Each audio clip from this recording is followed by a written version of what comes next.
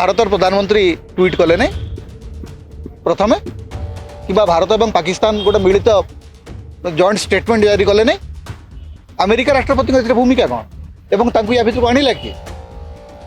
ଏବଂ ଏବେ ଆମେରିକା ରାଷ୍ଟ୍ରପତି କହିଲେଣି ସେ କାଶ୍ମୀର ସମସ୍ୟାର ମଧ୍ୟ ସମାଧାନ ପାଇଁ ମଧ୍ୟସ୍ଥତା କରିବେ।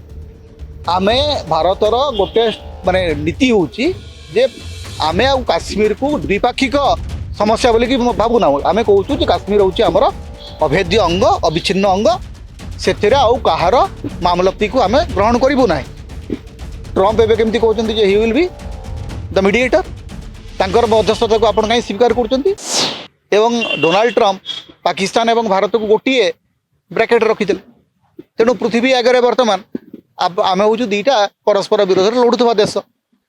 ଭାରତର ଯେଉଁ ଦୃଷ୍ଟିକୋଣ ଯେ ଆମେ ସନ୍ତାସବାଦ ବିରୋଧୀ ଲଢ଼େଇ କରୁଛୁ, ଆମର ପାକିସ୍ତାନ ସହିତ କିଛି ଯୁଦ୍ଧ କରିବାର ନାହିଁ, ସେ କଥାକୁ କନଭିନ୍ସ କରିବାରେ ଭାରତ ସରକାର ଏବଂ ଭାରତର ବୈଦେଶିକ ବ୍ୟାପାର ବିଭାଗ କାହିଁକି ବିଫଳ ହେଲା? ଏବଂ ସେ ପ୍ରଶ୍ନ ଯଦି ନ ପଚାରିବେ ଭାରତର ନାଗରିକମାନଙ୍କ ପାଇଁ ଗୋଟେ ବଡ଼ ମାନେ ଆଜି ହେଉଛି ସବୁଠୁ ଆତ୍ମସମୀକ୍ଷାର ଦିଗ ଯେ ଆମେ ଯୁଦ୍ଧ ବିରୋଧୀ କରିନାହୁଁ। ଯଦି ଆମେ ପ୍ରଥମେ ଯେଉଁମାନେ ସନ୍ତାସବାଦୀ ତାଙ୍କର ଶିବିର ଉପରେ ଆକ୍ରମଣ କରିଥିଲୁ ସେଇଟା ଆମର ଅଧିକାର ବୋଲିକରି ଆମେ ଜାଣିଛୁ। ଆଜି ସେ ଅଧିକାର ବଳରେ ଯେତେବେଳେ ଭାରତ ଏବଂ ପାକିସ୍ତାନ ଭିତରେ ଉତ୍ତେଜନା ଅଛି, ଆମେ ଯଦି ଆମ ଭିତରେ ଶାନ୍ତି ପ୍ରତିଷ୍ଠା ହେବାର ଥିଲା ବା ଅସ୍ତ୍ରବିରତି ହେବାର ଥିଲା, ତାହେଲେ ଆମେ ଦୁଇ ଦେଶ ତାର ନିଷ୍ପତ୍ତି ନେଇଥାନ୍ତୁ। ଆମ ଦୁଇ ଦେଶର ସେନାବାହିନୀ ତାର ନିଷ୍ପତ୍ତି ନେଇଥାନ୍ତେ। ଆମେରିକା ରାଷ୍ଟ୍ରପତି ତାଙ୍କ ତରଫରୁ ଘୋଷଣା କରିଦେଲେ ଯେ ଆମେରିକା ଏବଂ ଭାରତ ଭିତରେ ସିଜ୍ ଫାୟାର ହେଇଗଲା। ଭାରତର ପ୍ରଧାନମନ୍ତ୍ରୀ ଟ୍ୱିଟ୍ କଲେ ନାହିଁ ପ୍ରଥମେ କିମ୍ବା ଭାରତ ଏବଂ ପାକିସ୍ତାନ ଗୋଟେ ମିଳିତ ଜଏଣ୍ଟ ଷ୍ଟେଟମେଣ୍ଟ ଜାରି କଲେ ନାହିଁ। ଆମେରିକା ରାଷ୍ଟ୍ରପତିଙ୍କ ଏଥିରେ ଭୂମିକା କ'ଣ ଏବଂ ତାଙ୍କୁ ୟା ଭିତରକୁ ଆଣିଲା କିଏ? ଏବଂ ଏବେ ଆମେରିକା ରାଷ୍ଟ୍ରପତି କହିଲେଣି ସେ କାଶ୍ମୀର ସମସ୍ୟାର ମଧ୍ୟ ସମାଧାନ ପାଇଁ ମଧ୍ୟସ୍ଥତା କରିବେ।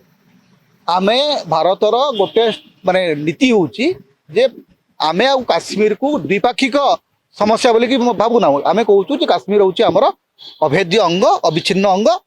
ସେଥିରେ ଆଉ କାହାର ମାମଲତିକୁ ଆମେ ଗ୍ରହଣ କରିବୁ ନାହିଁ।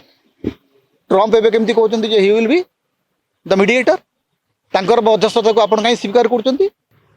ଯଦି ସ୍ୱୀକାର କରୁନାହାନ୍ତି ଭାରତ ସରକାର କୁହନ୍ତୁ ଯେ କାଶ୍ମୀର ସମ୍ପର୍କରେ ଆମେ ଡୋନାଲ୍ଡ ଟ୍ରମ୍ପଙ୍କର କୌଣସି ମତକୁ ଗ୍ରହଣ କରୁନା। ପ୍ରଥମ ଥର ପାଇଁ ଭାରତ ଗୋଟେ ଏକୁଟିଆ ଠିଆ ହେଇଛି ସନ୍ତାସବାଦ ବିରୋଧୀ ଯୁଦ୍ଧରେ ଏବଂ ସେଥିପାଇଁ ଭାରତର ବୈଦେଶିକ ବ୍ୟାପାର ବିଭାଗକୁ ଭାରତବାସୀ ପ୍ରଶ୍ନ ପଚାରିବା ଦରକାର, ପ୍ରଧାନମନ୍ତ୍ରୀଙ୍କୁ ପ୍ରଶ୍ନ ପଚାରିବା ଦରକାର।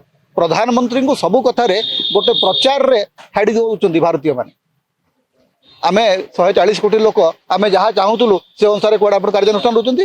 ଯେତେବେଳେ ଯୁଦ୍ଧ ବିରତି କଲେ ପଚାରିଥିଲେ ଆମକୁ, ନେଇଥିଲେ ଦେଶର ମତାମତ? ଆପଣଙ୍କର ଇଚ୍ଛା ହେଲେ ଆପଣ ଟେନସନ୍ ବଢ଼େଇବେ, ଇଚ୍ଛା ହେଲେ ଆପଣଙ୍କର ଟେନସନ୍ କମ୍ କରିବେ ଏବଂ ଆଉ ଜଣେ ରାଷ୍ଟ୍ରପତି ଆସିକରି ଘୋଷଣା କରିବେ ନା ନାଇଁ ଏମାନେ ଆଉ ଯୁଦ୍ଧ କରିବେ ନାହିଁ। जदि आपंक आम भिडी भल लगा तेब आम चैनल को लाइक, शेयर और सब्सक्राइब करने को जमा भी भूलु नहीं।